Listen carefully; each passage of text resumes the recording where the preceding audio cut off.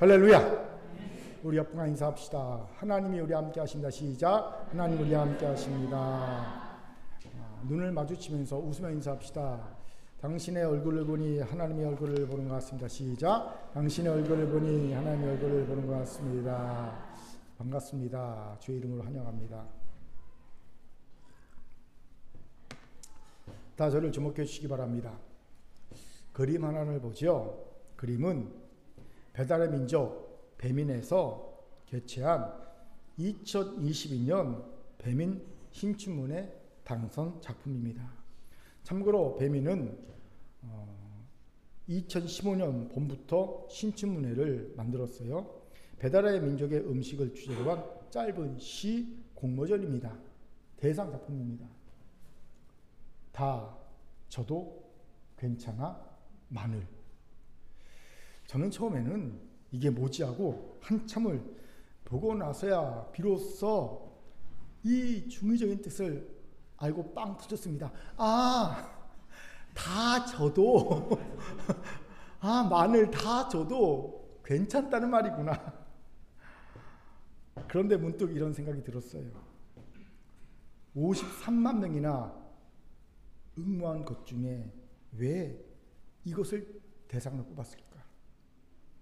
나름 찾은 답이 있습니다. 우리 사회가 특히 배민을 주로 이용하는 고객인 젊은 층이 과도한 경쟁 사회를 살면서 패배감에 고개를 숙이고 있기 때문이 아닐까 하는 답이었습니다. 쉽게 이해할 수 있을 겁니다. 부족한 자원에 가진 것이라고는 근면한 성실성과 뛰어난 머리를 가진 국민이 다인 우리나라가 전후 살아남기 위해 택한 것이 지독한 경쟁사회를 만든 것이었고요. 경쟁은 언제나 다수의 패배자를 양산한다는 것을 알 수 있지요. 왜요? 1등은 언제나 한 명뿐이기 때문입니다. 그리고 안타깝게도 우리 사회는 항상 1등만 기억하는 사회 아닙니까? 이러니 다수의 패배자들은 언제나 마음의 고개를 숙이고 살 수밖에 없는 것이 우리 사회의 아픈 현실입니다. 바로 이 점을 배민이 고려한 것이 아닌가 싶습니다. 특히 2022년이란 코로나 발기쯤이지요. 전대미문의 고난을 통과하던 시기가 아닙니까? 지혜로운 대상 선정이라는 생각이 들었습니다. 그런데 다 저도 괜찮아라는 짧은 문구를 보면서 문득 교회가 신앙인이 이 부분에서 세상을 따라가지 못하고 있다는 생각이 문득 들더라는 거지요. 무슨 말입니까?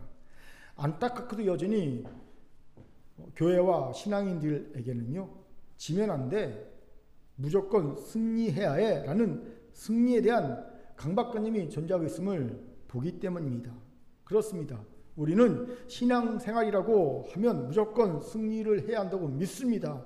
승리하지 못하면 그건 실패요, 실수요, 더 나아가 죄를 짓는 것이라고 생각하지요. 그렇기에 패배하는 것에 대해 엄격합니다. 자신에 대해서도 엄격하고 타인에 대해서도 엄격합니다. 패배는 모든 것을 할 수 있는 힘과 능력을 주신 아버지 하나님의 자녀에게는 있을 수 없는 일로 여깁니다. 모든 걸 할 수 있는 능력을 주셨는데 왜죠? 그래서 한국 신앙인들이 좋아하는 성경책은요, 여호수아서이고요. 가장 좋아하는 신앙인물은 언제나 하나님 함께 하셔서 승리했던 다윗이 아닙니까? 그런데 여기 안타까운 현실이 있어요. 우리의 실제 현실은 우리가 다들 경험하듯이 승리는 거의 없고 패배만 즐비하다는 겁니다. 이러니 주일에 보게 되는 성도들의 낯빛은 마치 어려운 수학 시험을 보고 난 뒤에 담임 선생님께 불러가서 성적을 듣는 학생들의 낯빛과 거의 같다는 거예요. 흑색이지요. 이러니 주일에 기쁠 수 없지요. 하는 기도란 회개기도밖에 없음을 봅니다. 이도 아니면 자신은 승리한 자인처럼 외식하거나, 한국교회에서 특히나 외식한 이들이 많은 이유가 여기에 있지요. 패배란 있을 수 없으니까 승리한 척하는 거예요. 물론 저도 예외일 수 없습니다. 저도 이런 시절을 거쳐왔습니다. 그런데 이쯤에서 진지하게 고민해 봐야 합니다. 정말 신앙인은 지면 안 되나? 지면 죄를 저지르는 것일까? 결코 그렇지 않다는 거예요. 신앙인이라도 얼마든지 질 수 있습니다. 아니, 때로는 반드시 져야 합니다. 물론 어떤 지는 것은요, 죄로 연결되는 지는 것이 있습니다. 예를 들어 내가 성적인 충동을 이기지 못해 간음을 했다면 그건 분명히 죄지요. 하지만 신앙인에게는 그것으로 모든 것이 끝나지 않습니다. 대신 그 후에 놀라운 하나님의 회복과 합력하여 선을 이루심이 나타납니다. 어떻게 해요? 성장과 성숙이라는 겁니다. 여러분, 제가 요즘 자주 언급하듯이 우리는 실수, 실패, 즉 패배를 통해 성장하고 성숙합니다. 하나님이 그것을 통해 일하십니다. 그것이 일하게 하십니다. 죄송한 일이지만 승리한 이들은 영광, 명예는 얻을 수 있어도 내면의 진정한 성장과 성숙은 얻지 못합니다. 물론 예외는 있어요. 성공을 하기 위해 승리하게 고난을 무지 겪은 사람들은요, 승리를 통해 성장하는 것이 아니라 그 과정, 고난을 통해 성장합니다. 성숙합니다. 이런 일은 예외고요. 그냥 쉽게 얻은 성공과 승리는요, 결코 그에게 성장과 성숙을 주지 못합니다. 영광은 줘요. 명예는 줘요. 그렇게 아버지 하나님이 우리의 패배에 대해 용인하시며 오랫동안 참아주신 겁니다. 이 과정이 없이는 결코 성장도 성숙도 얻을 수 없음을 아시기에 하나님은 끊임없이 깨지고 더럽혀지고 상한 질글과 같은 우리 안에 은혜라는 보화를 담아주신 겁니다. 우리가 그 은혜를 더럽히고 흘릴 것을 아시면서 말이지요. 이것을 깨달아야 합니다. 그리고 깨달았다면 이제 자신의 패배에 대해, 타인의 패배에 대해 좀 더 너그러워질 수 있어야 합니다. 기다려도 주고 관용해주고 그 패배를 마치 내 패배처럼 여겨줘야 합니다. 누가 그러더라고요. 가족 공동체인지 아닌지 어찌할 수 있느냐? 누군가의 패배를 내 패배로 여기면 가족 공동체다. 이렇게 얘기하더라고요. 맞는 말입니다. 사랑하는 큰교회 성도 여러분, 패배했습니까? 마늘처럼 생해서 다져졌습니까? 어제 김장할 때 그 마늘처럼 다져졌습니까? 그래도 괜찮습니다. 우리에게는 아버지 하나님이 계시지 않습니까? 우리의 패배를 재로 삼아 우리를 자녀답게 만드시는 그 패배가 일하게 하시는 아버지 하나님이 계심을 믿어야 합니다. 오늘 이 믿음 가운데 굳게 서서 패배도 굴하지 않는 큰 교회와 성도가 되기를 주의 이름으로 축원합니다. 아멘. 우리 옆분과 인사합시다. 웃으면서 다 저도 괜찮습니다. 시작. 다 저도 괜찮습니다. 아멘. 이런 우리에게 이삭이 주는 귀한 통찰씀을 보지요. 왜입니까? 이삭의 인생을 한마디로 정리하면 지는 인생이라고 해도 무방하기 때문이지요. 그런데 그는 우리가 아는 한 가장 화평하고 무탈한 그리고 가장 오래 산 족장임을 볼 수 있기 때문입니다. 제일 오래 살았어요. 무슨 말입니까? 잘 들어보세요. 이삭의 삶을 보면 그는 언제나 양보하고 저하했음을 봅니다. 먼저 그는 아버지 아브라함에게 저하했지요. 그는 아버지의 권위에 눌려 자신을 번제물로 죽이라는 아버지에게 반항조차 하지 못했음을 봅니다. 이삭에게는 큰 트라우마를 준 사건이었고요. 아버지 아브라함은 이삭이 평생 넘어서야 하는 큰 산과 같은 존재였음을 봅니다. 두 번째로 그는 아내 리브가에게도 저해했지요. 우리는 이삭이 공처가였다는 증거를 곳곳에서 보게 됩니다. 일단 리브가는요, 당찬면 있는 여성이었지요. 그러니 일면식도 없던 아브라함의 종을 따라 결혼하기 위해 그 먼 길을 떠난 것 아닙니까? 당차입니다. 또 그녀는 당시 여성으로는 상상할 수 없는 남편 뜻과 반하는 확실한 자기 주장이 있었고요. 그것을 위해서라면 남편에게 정면으로 맞설 수 있는 여인이었습니다. 그러니 자신이 편애하는 야곱을 위해 남편을 속이는 짓까지 서슴지 않고 저질렀던 것이 아니겠습니까?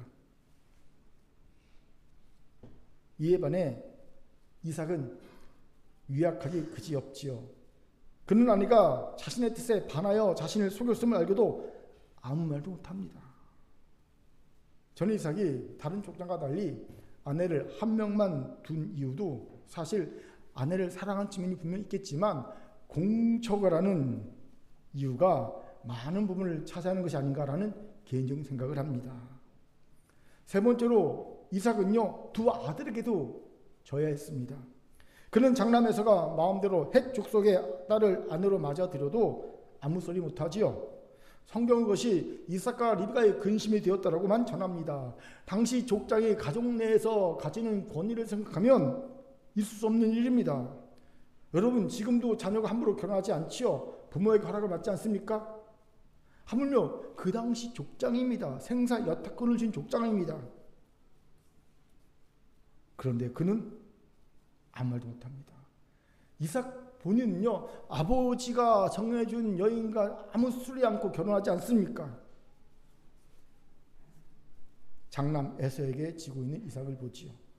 그런데 이건 차남 야곱에게도 마찬가지였음을 보지요.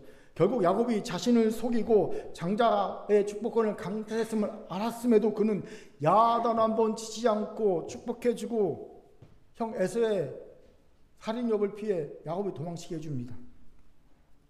아무리 자식 이기는 부모 없다지만 이삭의 오늘 심하다라는 생각을 하게 되지요. 보세요. 이삭을 보면 그는 아버지에게 지고 아내에게 지고 요즘으로 보면 참 지혜로운 사람이죠. 아내에게 지고 아들에게도 지고 계속 지는 삶을 살았음을 보지요. 좋습니다. 지금 언급한 대상은요, 그래도 가족이니 진다고 해서 꼭 흠이 되거나 부정적으로 볼 필요가 없다는 생각을 할 수 있어요. 특히 아내에게 지는 것은요, 현명한 처사죠. 가정의 화목을 위해, 심신의 평안을 위해 꼭 필요한 조치입니다. 아멘. 아멘 별로 없네. 그치요? 훌륭합니다. 예. 심신이 평안할 좀 있습니다. 하지만 이방인, 그것도 나를 원수로 대하는 이들, 더하여 장래의 후손들의 주적 역할을 한 이들에게 지는 것은 좀 그렇습니다. 이런 이들에게마저 지는 것은요, 우리의 마음을 불편하게 합니다. 마치 우리나라 축구 대표팀이 일본 축구 대표팀과 경기에서 지는 경우와 같습니다. 열받지요? 질 것 같으면 TV를 꺼버리지 않습니까? 그런데 오늘 본문에서 우리는 이런 이의 대표격인 블레셋 사람들에게 마저 지고 있는 이삭을 보지요. 그것도 한 번이 아니라 여러 번 지고 있는 이삭을 보게 됩니다. 본문을 봅시다. 이삭은 오랫동안 아내 리브가를 누이라고 속이고 블레셋 아빌멜렉 왕 휘하에서 살았지요. 이때가 이삭 인생의 암흑기, 죽은 시간으로 봐야 하지 않나 싶습니다. 아무 일도 일어나지 않았기 때문입니다. 이 말은 성장과 성숙이 전혀 없던 시기였다는 겁니다. 여러분, 진짜 우리 인생의 암흑기는요, 고난이 가득한 시기가 아닙니다. 대신 편안한데 성장과 성숙이 없는 시기입니다. 반대로 고난이 닥쳐왔지만 내가 성장하고 성숙했다면 그 시기는 놀랍게도 내 인생의 암흑기가 아닌 황금기입니다. 이런 시각으로 보면 블레셋에서 편안했던 시기는요, 이삭 일생일대 최대의 암흑기였음이 틀림이 없어 보이지요. 하나님이 이런 상태를 계속 놔두실 리가 없지요. 당연히 하나님은 이삭을 흔드십니다. 어떻게요? 블레셋 사람 중 한 사람이 아내 리브가를 아내로 맞이하려고 시도하게 하십니다. 그러자 이삭은 더 이상 거짓 속에 거할 수 없게 되고요, 스스로 거짓에서 벗어납니다. 뻔히 왕궁의 궁궐 창에서 내려다보면 다 보이는 곳에서 아내를 껴안은 거죠. 이건 일부러 보라고 하는 행위가 분명합니다. 보십시오. 내가 직접 말을 못하겠고 행위로 보여준 거죠. 이 사람은 누이가 아니라 내 아내입니다. 보십시오 하고 낮에 껴안은 거예요. 그리고 이 일로 인해 이삭은 오랜 거짓 속에서 벗어났지요. 그러자 비로소 이삭은 새로운 도전을 할 힘과 용기를 가집니다. 여러분 꼭 기억할 것은요, 보통의 경우 거짓 속에 있으면요, 그 거짓을 들키지 않고 유지하는데 그가 갖고 있는 모든 에너지를 다 씁니다. 그렇게 도통 다른 새로운 시도를 할 힘과 용기를 갖추지 못합니다. 이삭이 그랬죠. 하지만 이제 거짓을 벗어나자 이삭은 새로운 시도를 할 힘과 용기를 가지고 농사에 도전합니다. 목축만 했던 이삭에게는 새로운 시도였지요. 하지만 하나님의 도우시지요. 그의 100배의 소출을 거둡니다. 초부 농사꾼이. 이 100이라는 숫자는 진짜 100배라는 의미가 아니라 기적과 같은 최대의 소출을 거뒀다는 의미입니다. 그리고 이삭은 이로 인해 쌓인 부를 가지고 재산을 불리지요. 하나님은 이런 이삭을 도우십니다. 그리고 성경은 마침내 이삭이 거부가 되었다고 말합니다. 단순히 100배의 소출만으로 거부가 된 것이 아니라는 것이에요. 이런 연다른 기적과 같은 부의 축적이 있었다는 겁니다. 그리고 이런 연다른 부의 축적으로 인해 시기심이 생긴 이들이 생겼지요. 시기심이 생긴 이들 누굴까요? 바로 블레셋인들입니다. 굴러온 이삭이 비리비리할 때는요, 내버려 두더니 연이은 은혜로 마침내 거부가 되자 블레셋은 이삭을 시기합니다. 그리고 그의 삶을 방해합니다. 방해도 이삭이 계속 달되자 아예 이삭을 블레셋 땅에서 내쫓게 되지요. 우리 창세기 26장 14절부터 16절까지 읽겠습니다. 시작. 양과 소가 떼를 이루고 종이 심이 많으므로 블레셋 사람이 그를 시기하여 그 아버지 아브라함 때 그 아버지의 종들이 판 모든 우물을 막고 흙으로 메었더라. 아비멜렉이 이삭에게 이르되 내가 우리보다 크게 강성한 주 우리를 떠나라. 이삭 입장에서는 굉장히 억울한 일이 생긴 겁니다. 이미 그는요, 가축만 키우는, 그래서 키우던 가축만 데리고 떠나면 되는 그만인 유목민이 아니었어요.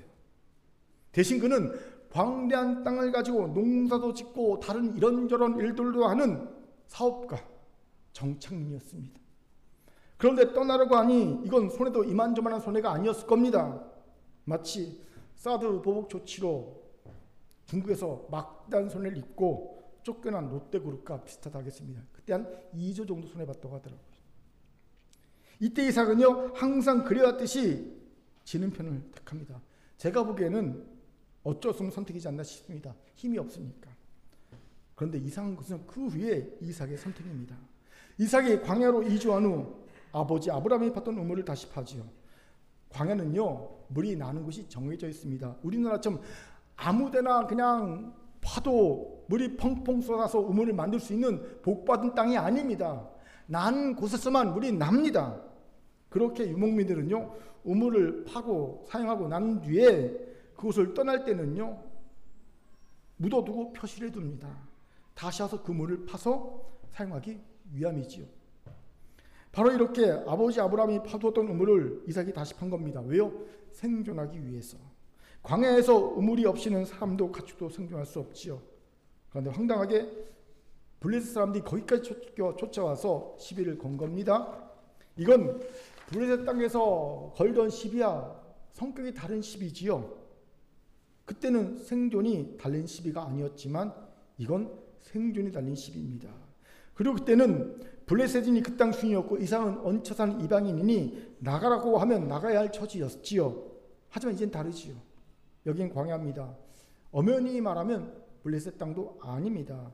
더군다나 우물은 이삭이 아버지 아브라함이 판 우물이고요. 그리고 이삭이 자신의 종들을 통해 다시 판 우물입니다. 그러니 명분이나 법적인 소유권이 엄연히 이삭에 있는 곳입니다. 그런데 그것을 놓고 시비가 걸린 겁니다. 이때도 양보하고 져야 할까요? 아닙니다. 맞서야 할 것 같습니다. 언제까지 호구 노릇만 하고 살 겁니까? 그런데 놀랍게도 이삭은 이번에도 양보하고 집니다. 그것도 한 번이 아니지요. 연속 2번이나 똑같이 그런 양보와 지는 걸 선택합니다. 처음에는 에색에서, 2번째는 신라에서, 그리고 3번째로 옮겨서 판 우물이 르호봇입니다.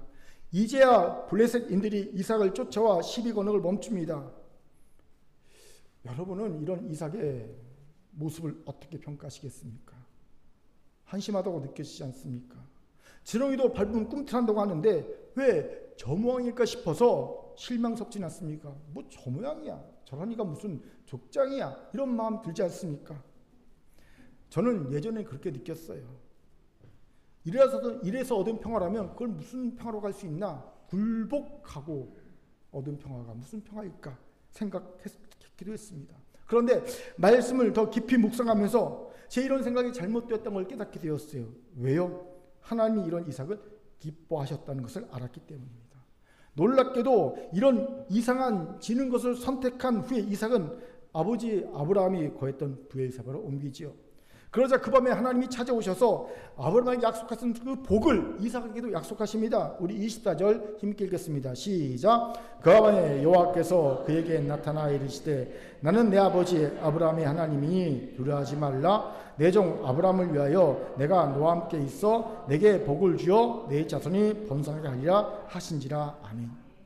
이건 비로소 하나님이 이삭이 아브라함의 약속을 이을 준비가 됐다라고 인정하셨다는 의미입니다. 또한 하나님이 이삭을 기뻐하셨다는 증거가 아닐 수 없지요. 그런데 하나님이 이런 이삭을 기뻐하셨다는 증거는 이것만이 아닙니다. 20절 이후를 보면 그토록 이삭을 시기하고 괴롭히던 블레셋 왕 아비멜렉과 군대 장관 비골이 이삭을 먼저 찾아와 평화협정을 제안합니다. 이유는 하나님이 함께 하심을 분명히 보았다는 거지요. 놀라운 일이 아닐 수 없지요. 한 개인과 한 나라와의 평화협정입니다. 나라와 나라가 아닌, 그것도 한 나라가 먼저 제안하는 평화협정이라는 거지요.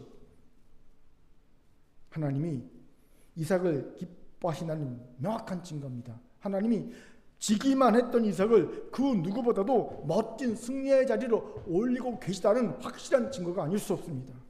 이것에 주목합시다.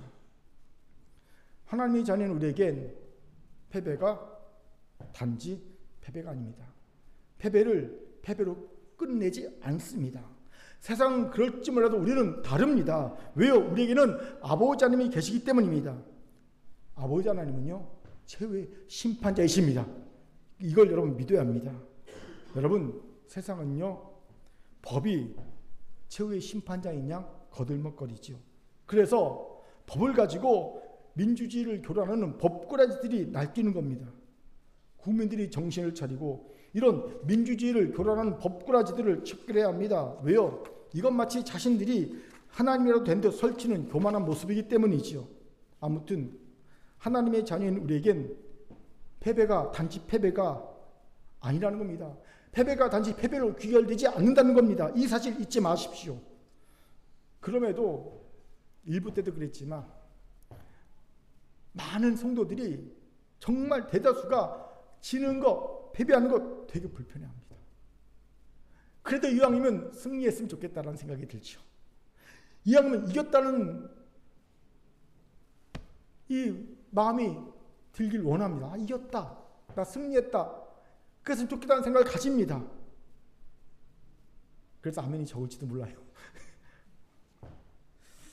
그런 이들을 위해 이삭이 지는 걸 선택한 그 이유가 우리에게 귀한 도움이 될 겁니다.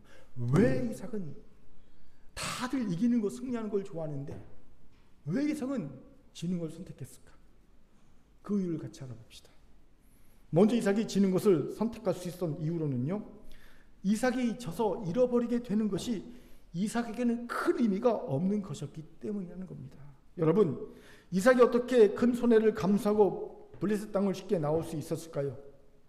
그것은 원래 이삭이 머물던 곳이 아니었기 때문입니다. 이삭은 원래 유목민이었죠. 농부는 잠깐의 부캐일 뿐 그의 본캐는 본디 캐릭터, 본캐는 유목민입니다.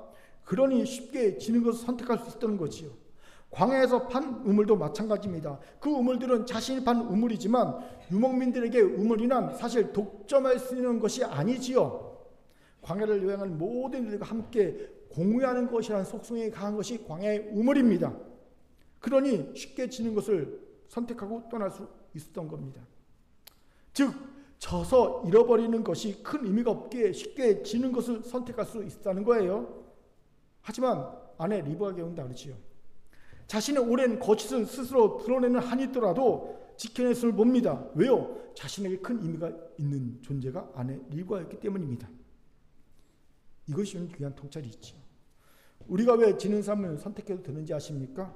세상이 우리를 이기고서 우리에게 요구하는 것들이 사실 우리에게는 큰 의미가 없는 것들이 대부분이기 때문입니다. 가장 쉽게 세상은 우리를 이기고 우리에게 우리의 자존심을 요구합니다. 혹시 나는 자존심 안으로 버틴 사람이야 라는 분들이 있다면 그분에게 이런 요구는요, 목숨을 걸고 싸워서 저항해야 될 요구가 맞지요. 그런데 우리 그리스도인은 다릅니다. 신앙인 다릅니다. 하나님의 자녀는 다릅니다. 여러분, 하나님의 자녀는요, 자존심이 하등 우리의 본질과 영향을 미치는 것이 아님을 압니다. 나는 하나님의 자녀라는 그 무엇도 상하게 할 수 없고 빼앗을 수 없는 정체성이 있기 때문입니다. 제가 존경하는 비유 있죠. 여러분, 다이아몬드에 똥을 묻히고 진흙을 묻힌다고 다이아몬드의 가치가 상합니까? 안 상하죠. 씻어버리는 그 말입니다. 우리는 예수를 믿은 순간, 아버지 하나님의 자녀가 되는 순간 다이아몬드가 된 존재입니다. 그 어떤 것도 우리의 존재의 본질을 해치고 상할 수 없습니다. 씻어버리면 됩니다. 그렇게 누가 내 자존심을 빡빡 긁었습니까? 다져놨습니까? 괜찮습니다. 상관없습니다. 그냥 웃어버리고 말 수 있어요. 그까짓 거. 그러라고 해. 그래도 나는 하나님의 자녀니까. 얼마든지 빼앗길 수 있어요. 얼마든지 밟힐 수 있어요. 얼마든지 자존심 다지게 할 수 있어요. 그게 진짜 그리스도인이에요. 나는 자존심 안으로 버틴 사람이야. 죄송합니다. 나는 아직 그리스도인이 아니야 라는 말과 똑같습니다.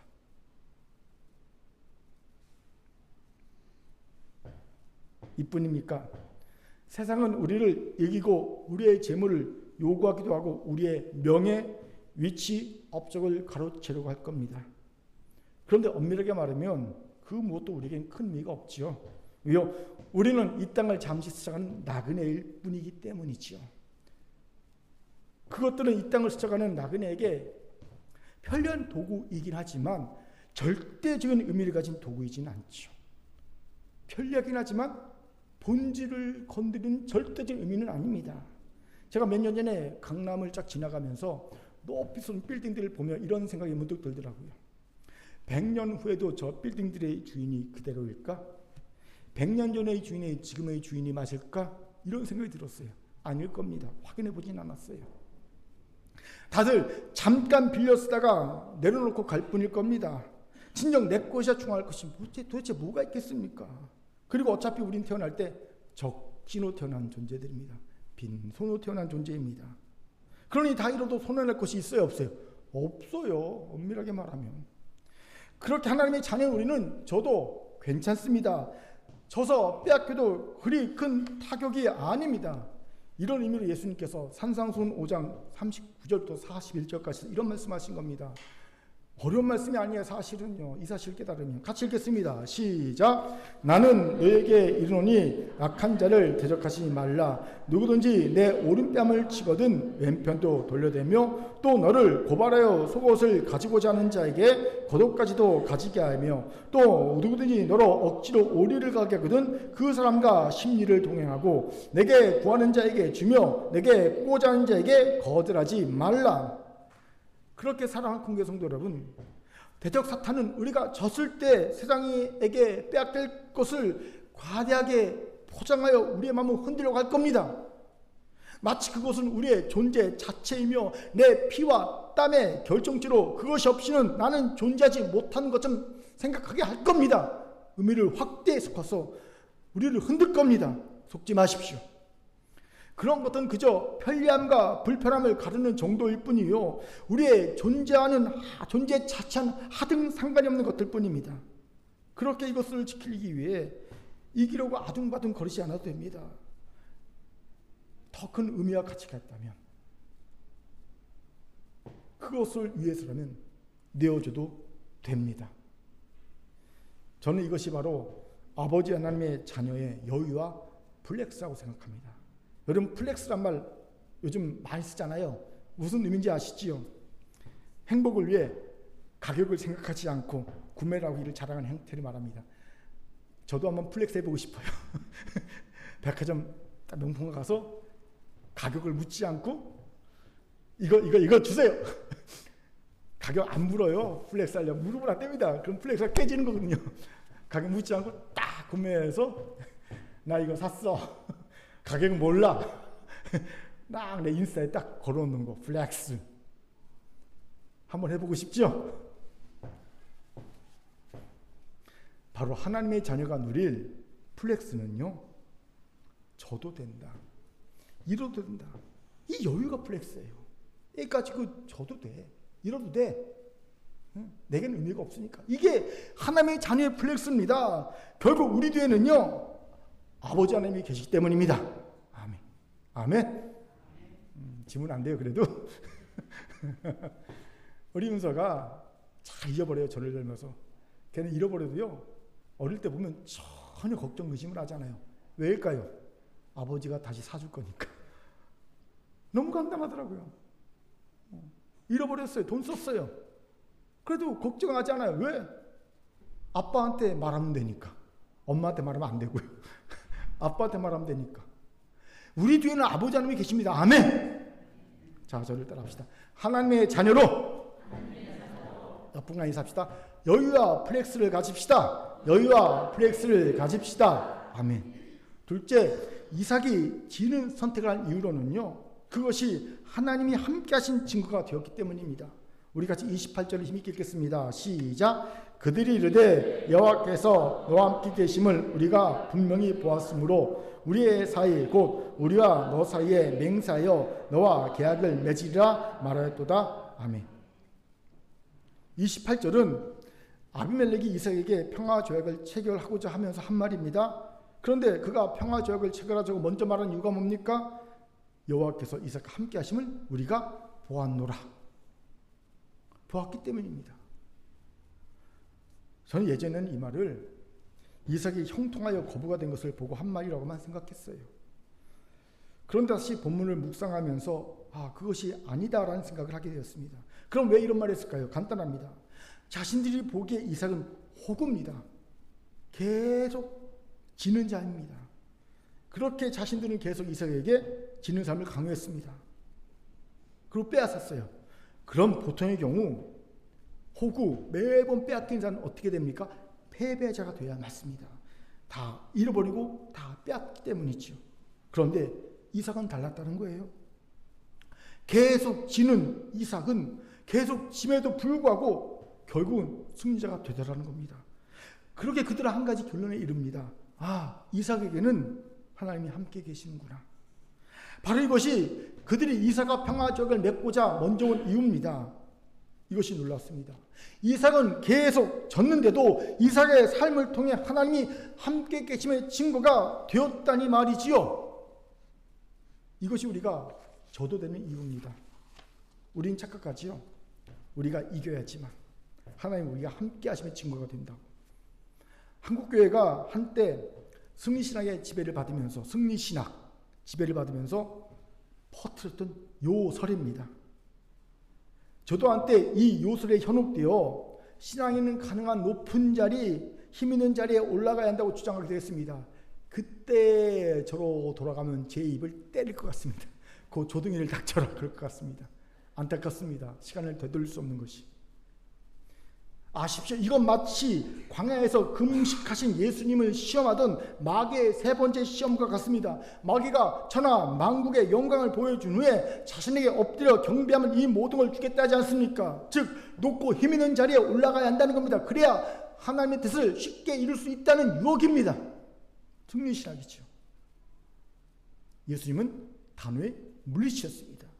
그렇게 착각해서 깨어나십시오. 하나님은 우리가 승리할 때만 함께 계심의 증거가 되는 분이 아닙니다. 하나님은 우리가 장로, 대통령을 뽑아야지만 우리 함께 하시는 분이 아니라는 거예요. 착각하지 마십시오. 도리어 하나님은 우리가 계속 지는 삶을 통해서 하나님 함께 계심을 드러내는 분이십니다. 어떻게 해요? 세상에 보기에 저 정도 실패했다면 이제 그만 포기하고 주저앉아도 몇 번은 그럴 것 같은데 다시 오뚜기처럼 일어나기 때문입니다. 저 정도 빼앗았으면 그만 포기해도 될 것 같은데 또 일어나네?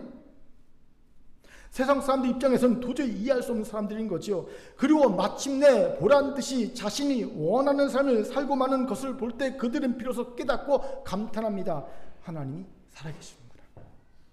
저들과 함께 하시는구나.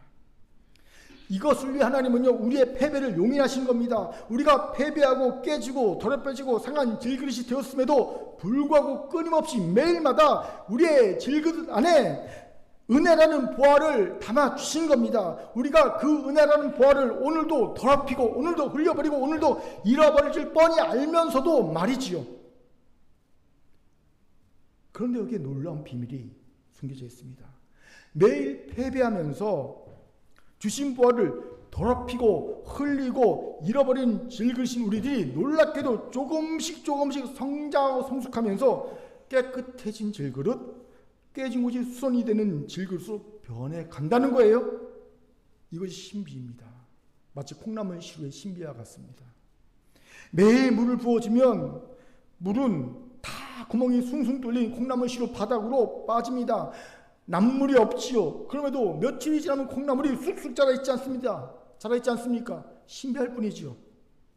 이처럼 은혜를 다 잃어버리고 빼앗긴 것 같아도 은혜가 일을 한 겁니다. 나도 모르는 사이에.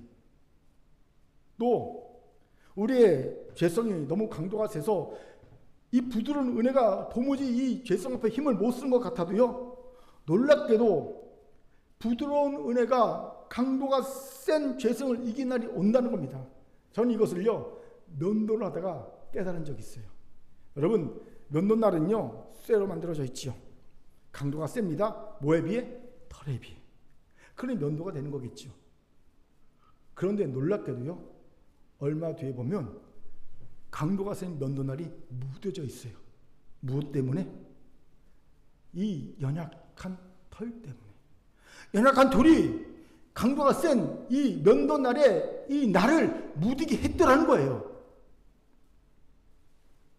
마찬가지로 죄성에 비해 강도가 비교할 수 없이 약한 은혜라도 끊임없이 부어지면 어느새 죄성을 묻게 합니다. 우리를 깨끗한 질그릇으로 만들어가는 거지요. 그렇게 오늘도 하나님은요, 포기하지 않으십니다. 지치지 않으십니다. 패배한 우리의 깨지고 더럽혀진 질그릇에 은혜를 부으십니다. 우리가 연이어 패배해도 그 패배에 불구하고 포기도 좌절도 하지 않고 오뚜기처럼 다시 일어날 수 있는 이유가 바로 여기에 있어요. 그리고 이 모습이 세상에게 하나님이 우리와 함께 하시면 증거가 되는 겁니다. 또 일어났네? 또 일어났네? 하나님이 함께 하시는구나. 우리가 그 영광의 찬송이 되어야 한다는 우리를 향한 하나님의 목적이 이루어지는 순간이지요. 놀랍지 않습니까? 계속 패배하고 단지 우리는 포기만 하지 않았을 뿐인데 우리가 하나님의 영광의 찬송이 되는 이 사실이 놀랍습니다. 하나님 왜 이러신 걸까요?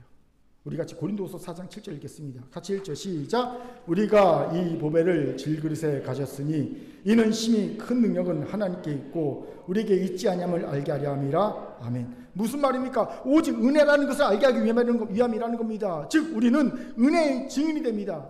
그렇게 살아가는 큰교회 성도 여러분, 우리가 저도 우리의 패배를 통해 하나님이 함께 하심의 증거가 될 수 있어요. 은혜의 증거가 될 수 있습니다. 하나님은 반드시 그렇게 하십니다. 이 사실을 믿고 오늘도 우리의 깨지고 더럽혀진 질그릇에 담아주신 은혜로 오늘을 버텨내십시오. 우리가 할 일은, 우리가 진정 순종할 일은 뭔지 아시죠? 여러분, 우리가 진짜 순종하려면요, 오늘을 버텨내는 겁니다.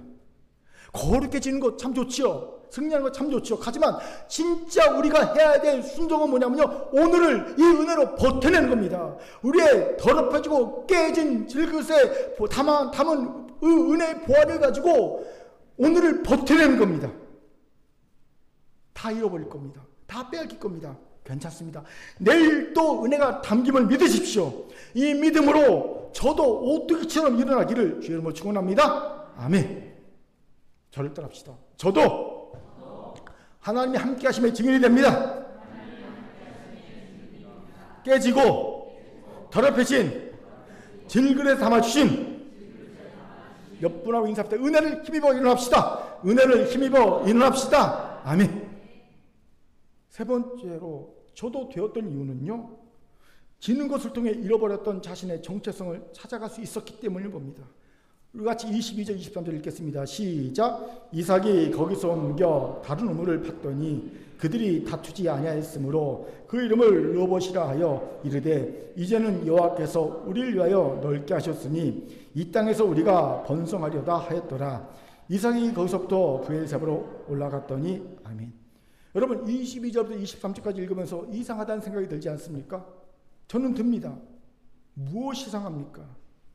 더 이상 블레셋인들이 시비를 걸지 않는 넓은 르호봇을 얻고 이 땅에서 우리가 번성하려다 라고 모처럼 본인의 캐릭터와 맞지 않게 호연지기가 담긴 선포를 했으면 이삭이 르호봇에서 뭔가를 해놓고 옮겨도 옮겨야 되지 않을 것 같습니까? 그런데 그 호연지기가 담긴 이 땅에서 우리가 번성하려다 라고 큰 소리 쳐먹고 아무것도 한 것이 없이 브엘세바로 옮겼기 때문입니다.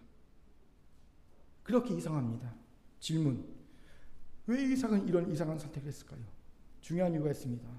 계속 지는 과정을 통해 이삭은 비로소 하나님 아버지가 그의 아버지 이삭에게 주신 약속을 이해하는 족장에는 정체성이 자신에게 있다는 것을 깨달았다는 겁니다.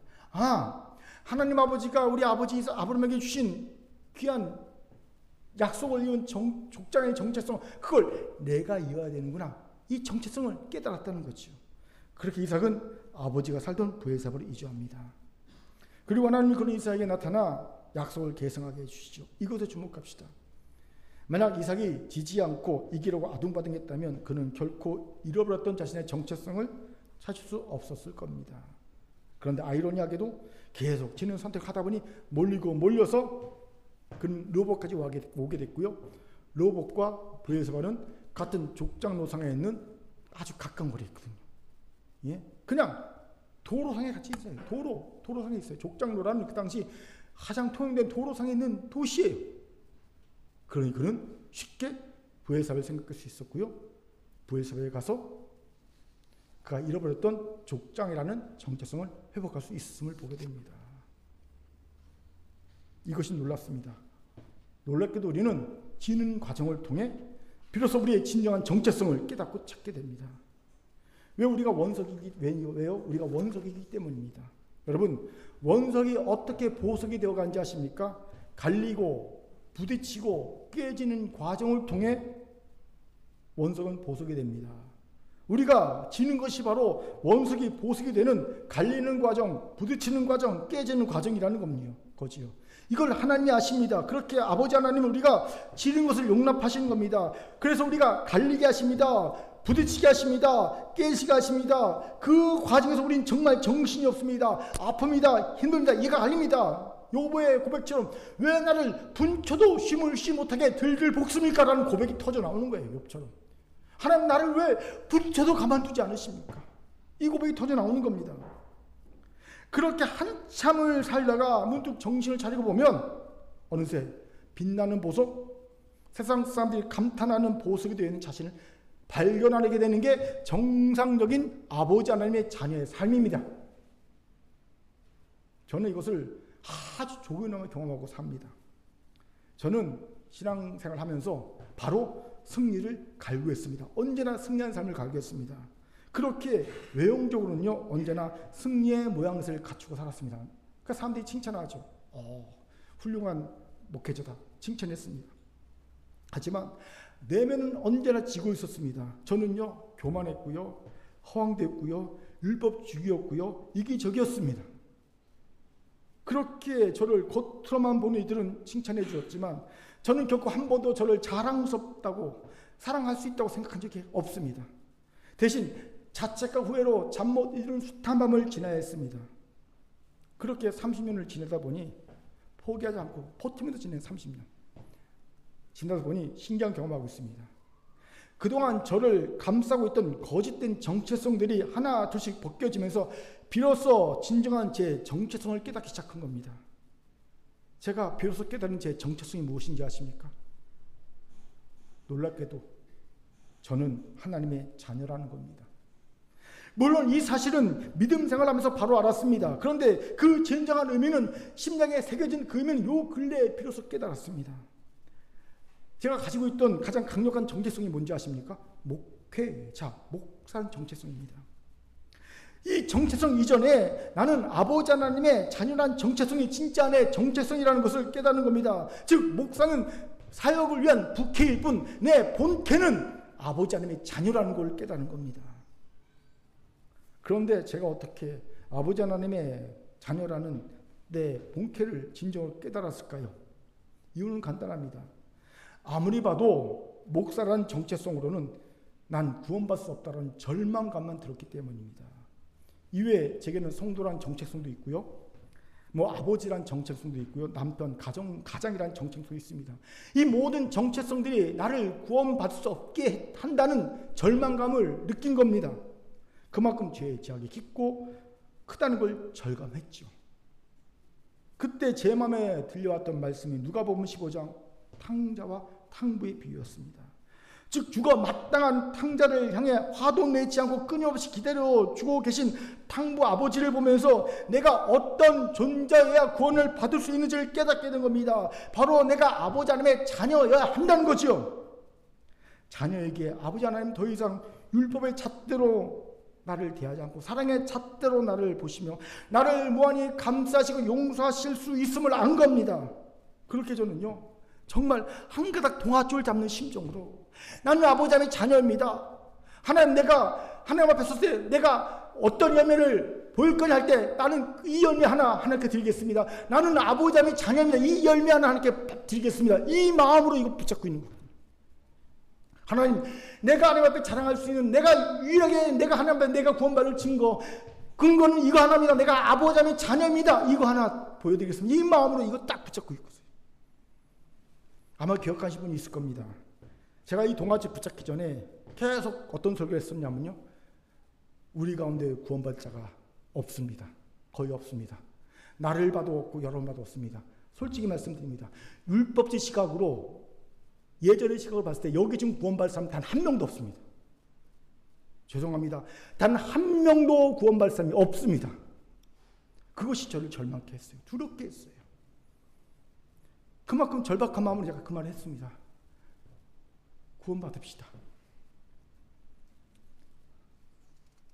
그런 절박함에 있던 저를 불쌍히 여기셔서 하나님이 다시 보게 하신 것이 바로 아버지 하나님의 자녀라는 정체성이었습니다. 그런데 만약 제가 깊고 큰 죄악 속을 오랫동안 헤매지 않고 승리만 구가한 삶을 살았다면 저는 어쩌면 목사라는 정체성으로 구원받을 수 있을 것처럼 생각하다가 하나님 앞에 섰을지 모릅니다. 그때 저는 이렇게 말했을 겁니다.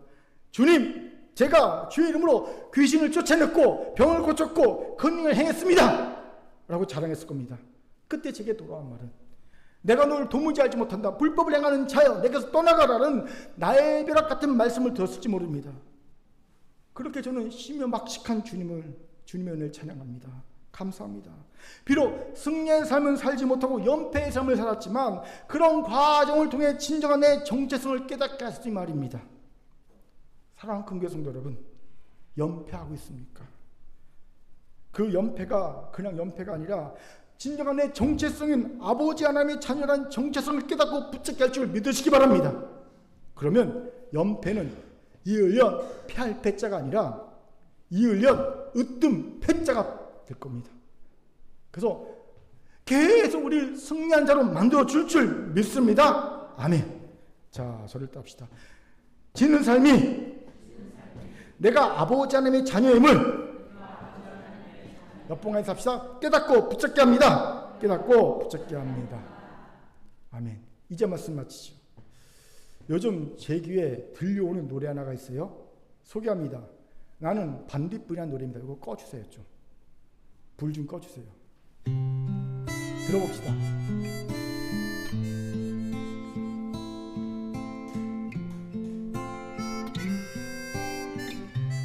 가사를 잘 보세요.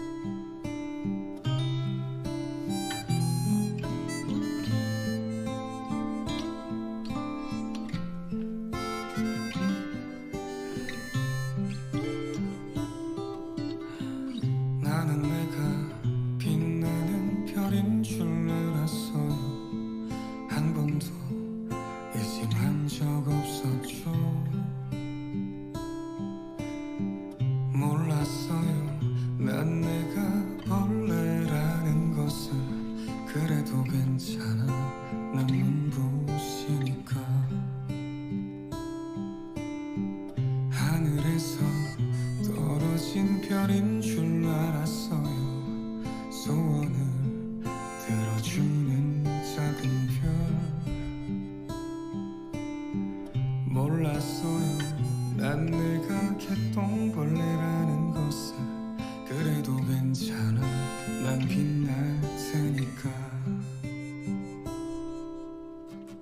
나는 내가 빛나는 별인 줄 알았어요. 한 번도 의심한 적 없었죠. 몰랐어요. 난 내가 벌레라는 것을. 그래도 괜찮아. 난 눈부시니까. 한참 동안 잦았던 내 손톱 하늘로 올라가 조승달 돼버렸지. 주워 담을 수도 없게 너무 멀리 갔죠. 누가 저기 걸어놨어. 누가 저기 걸어놨어. 우주에서 우주로 날아온 밤하늘의 별들이 반딧불이 돼버렸지. 내가 널 만난 것처럼 마치 약속한 것처럼 나는 다시 태어났지. 나는 다시 태어났지. 나는 내가 빛나는 별인 줄 알았어요. 한 번도 의심한 적 없었죠. 몰랐어요. 난 내가 벌레라는 것을. 그래도 괜찮아. 난 눈부시니까. 하늘에서 떨어진 별인 줄 알았어요. 소원을 들어주는 작은 별. 몰랐어요. 난 내가 개똥벌레라는 것을. 그래도 괜찮아. 난 빛날 테니까. 제가 왜 이 노래가 제 귀에 꽂혔는지를 일부 때는 몰랐는데 지금 깨달았어요. 제가 진짜 하늘에 빛나는 별인 줄 한 번도 의심하지 않고 살았어요. 그리고 목회하면서 그래 나는 적어도 빛나는 별은 아니라도 떨어지는 별인 줄 별은 되겠지라고 생각하며 살았다는 겁니다. 그런데 요 근래 깨달은 게 나 벌레구나. 나 진짜 벌레구나. 그래서 이게 내 귀에 딱 꽂힌 것 같아요. 그래야 우린 어쩌면 하늘에 빛나는 별도 아닌, 하늘에서 떨어지는 별도 아닌 개똥벌레인지 모릅니다. 똥을 먹으며 똥을 굴리며 사는 하찮은 벌레인 개똥벌레가 우리인지 모릅니다. 실제로 우리는 항상 세상과의 싸움에서 져서 죄악성을 뒹구는 삶을 살고 있기 때문입니다. 너는 개똥벌레야 라고 말해도 할 말 없는 존재가 우리지요. 그런데 이런 우리도 빛날 수 있습니다. 개똥벌레의 다른 이름은 반딧불이기 때문입니다. 그렇습니다. 아버지 하나님은 매번 지기만 해서 개똥을 먹고 개똥을 굴리고 사는 우리에게 반딧불이라는 또 다른 멋진 힘을 붙여주셨습니다. 그리고 더 이상 개똥벌레가 아닌 반딧불이로 살라고 말씀하십니다. 왜요? 하나님의 사랑과 열심히 우리를 그렇게 만드신다는 겁니다. 우리는 그분의 자녀이기 때문입니다. 이 아버지 하나님의 사랑과 열심을 믿읍시다. 이 믿음으로 이제 지는 삶을 두려워하지 말고 도리어 이삭과 같이 지는 것 같아도 결국 이기는 자가 됩시다. 개똥벌레가 아닌 빛을 내는 반딧불이가 됩시다. 이를 위해 우리가 져서 잃어버린 것들에 대해 너무 염려하지도 두려워하지 맙시다. 그것은 그저 편리함과 불편함을 가르는 정도일 뿐이요 우리의 존재에 차찬 하등 상관이 없다는 것들 뿐임을 믿기 바랍니다. 도리어 더 큰 가치와 의미를 위해서라면 그까짓 것 내어줘도 된다는 아버지 하나님의 자녀의 여유, 블랙스를 가집시다. 나의 지는 삶이 도리어 하나님이 함께하심의 증거가 됨을 믿읍시다. 하나님 이를 위해 매일 우리의 깨지고 더럽힌 질그릇에 담아주신 은혜가 있음을 압시다. 이 은혜로 순종하여 오늘을 버텨냅시다. 오뚜기처럼 다시 일어납시다. 지는 삶이 도리어 내가 아버지 하나님의 자녀라는 정체성을 찾게 함을 붙이게 함을 아시기 바랍니다. 이럴 때 분명히 현실은 개똥벌레지만 반딧불이가 되어 어두운 세상을 비치는 아름다운 빛이 될 줄 믿습니다. 하나님의 말씀이었습니다. 아멘. 기도합니다. 사랑과 자비함 참 감사합니다.